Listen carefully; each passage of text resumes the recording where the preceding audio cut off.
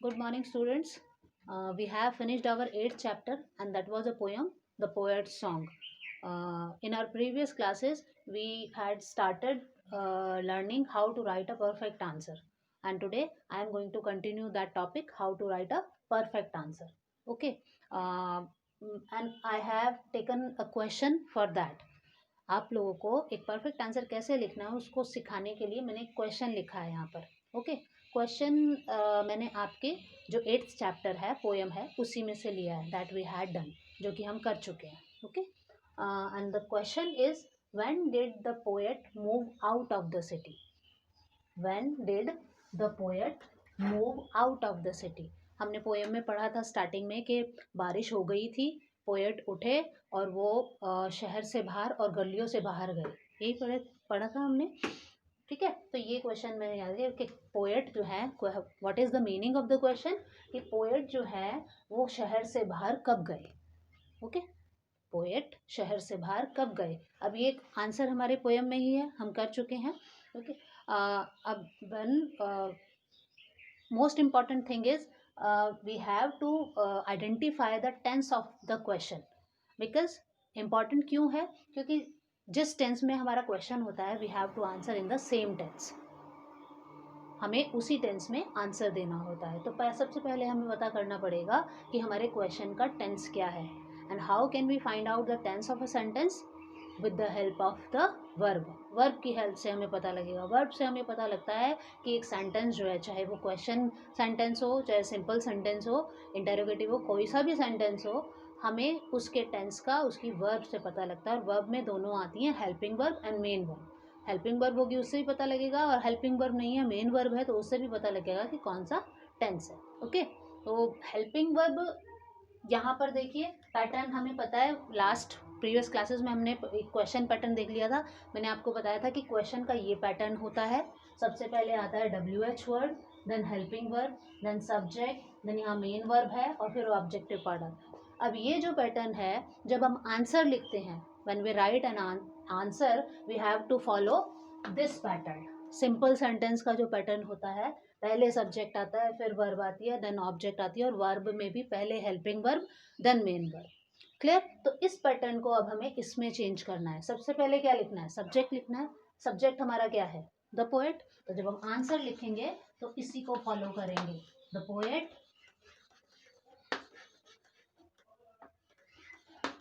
Subject, then क्या आएगा? Verb. Verb क्या है हमारी? मूव. The poet. अब यहाँ पर देखिए वर्ब हमारी है मूव, बट हम अगर देखें तो हमारे क्वेश्चन का टेंस कौन सा है? टेंस किससे पता लगा हमारे यहाँ पर? इससे, हेल्पिंग वर्ब से. हेल्पिंग वर्ब है डिड, और क्वेश्चन, ये जो हेल्पिंग वर्ब होती है डू, डज एंड डिड. ठीक है. ये जो होती हैं ये क्वेश्चन हेल्पिंग वर्ब होती हैं, या फिर नेगेटिव सेंटेंसेस हेल्पिंग वर्ब होती है. या तो ये क्वेश्चन वाले सेंटेंस में, इंटरोगेटिव सेंटेंस में आती हैं, या फिर जो नेगेटिव सेंटेंसेस होते हैं उनमें आती हैं. तो ये जब हम इसको सिंपल सेंटेंस बनाते हैं, जब हम आंसर लिखेंगे तो ये हमारे आंसर में नहीं आती हैं. तो डिड जो है, ये दोनों जो है पास्ट प्रेजेंट टेंस की हेल्पिंग वर्ब है, और ये जो है पास्ट टेंस की हेल्पिंग वर्ब है. प्रेजेंट टेंस में बिकॉज हमारे सिंगुलर और प्लूरल सब्जेक्ट का फ़र्क पड़ता है. सिंगुलर के साथ डज आती है, प्लूरल सब्जेक्ट के साथ डू आती है.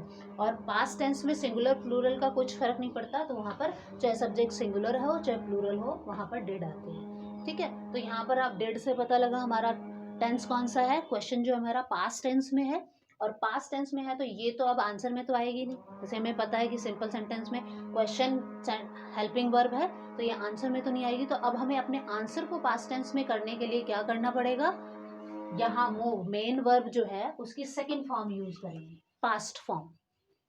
ठीक है. सेकंड फॉर्म हम कहाँ यूज करते हैं? पास्ट टेंस में. तो डिड अगर आएगा नहीं, डिड को हम यूज नहीं कर सकते, तो हमारे आंसर को, क्योंकि क्वेश्चन पास्ट टेंस में है, तो आंसर को पास्ट टेंस में बनाने के लिए हमें जो है वर्ब की सेकंड फॉर्म यूज करेंगे यहाँ पर. ठीक है. द पोएट मूव्ड, अब ऑब्जेक्ट आ गया, ये ऑब्जेक्ट रहा, यहीं पर आ जाएगा. The poet moved out of the city when, क्योंकि कब गए थे तब हमें बताना पड़ेगा व्हेन. और हमारा आंसर जब हम लिखेंगे ठीक है, आंसर स्टार्ट करेंगे हम लोग। और आंसर जब स्टार्ट करेंगे, यहाँ जब हमारा क्वेश्चन का पार्ट कंप्लीट हो जाएगा तब हम फिर आंसर स्टार्ट करेंगे। और कब गए थे? जब बारिश शुरू हो गई थी। Okay, when the rain had fallen. Clear? ये हमारा आंसर हो गया। Let's have a quick revise of it. जल्दी से रिवाइज कर लेते हैं। क्वेश्चन का पैटर्न ये होता है, इस पैटर्न को हमें इसमें चेंज करना होता है, इस वाले सिंपल सेंटेंस के पैटर्न में। ठीक है, और यहाँ पर हमें सब कुछ पता होता है, सब्जेक्ट क्या है, वर्ब क्या है, बट उसकी पोजीशन जो है एक सेंटेंस में, उसकी जो पोजीशन है वो चेंज करनी पड़ती है। यहाँ सब्जेक्ट यहाँ पर आया हुआ है, लेकिन जब हम आंसर लिखेंगे तो सबसे पहले सब्जेक्ट आ जाएगा, ये रहा सब्जेक्ट। ओके, उसके बाद यहाँ पर हमारी वर्ब कहाँ है? हेल्प। सब्जेक्ट से पहले हेल्पिंग वर्ब है, सब्जेक्ट के बाद मेन वर्ब है। हेल्पिंग वर्ब पास्ट टेंस की हेल्पिंग वर्ब है, जो हम आंसर में यूज नहीं करना है। आंसर को पास्ट टेंस बनाने के लिए, पास्ट टेंस फॉर्म में करने के लिए हमें मेन वर्ब को सेकंड फॉर्म में करना है। तो मूव की सेकंड फॉर्म हो गई moved. Okay, last objective part आ जाएगा। सब्जेक्ट आ गया, वर्ब आ गई, अब ऑब्जेक्ट आ जाएगा। The poet moved out of the city. कब गए थे? When the rain had fallen. ठीक है, जब बारिश हो गई थी। आंसर कंप्लीट हो गया हमारा। अब क्या होता है हमारे, जैसे मैंने बताया ये पास्ट टेंस में है, तो प्रेजेंट टेंस में भी आंसर होता है, उसमें भी चेंजेस होते हैं।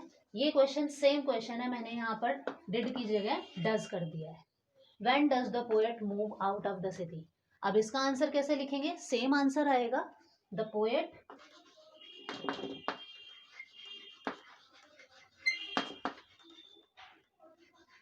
ओनली कहाँ चेंज होगा? वर्ब में। यहाँ डज क्या है? प्रेजेंट टेंस की हेल्पिंग वर्ब है। यहाँ मैंने बताया था डू डज जो होती हैं प्रेजेंट टेंस में लगती हैं, तो हमारा क्वेश्चन प्रेजेंट टेंस में है, आंसर भी प्रेजेंट टेंस में लिखना पड़ेगा। और आंसर को प्रेजेंट टेंस में बनाने के लिए हमें क्या होता है? सब्जेक्ट को देखना है। सब्जेक्ट हमारा सिंगुलर है या प्लूरल है? पोएट कितने हैं? एक है, एक ही है, ज़्यादा तो नहीं है।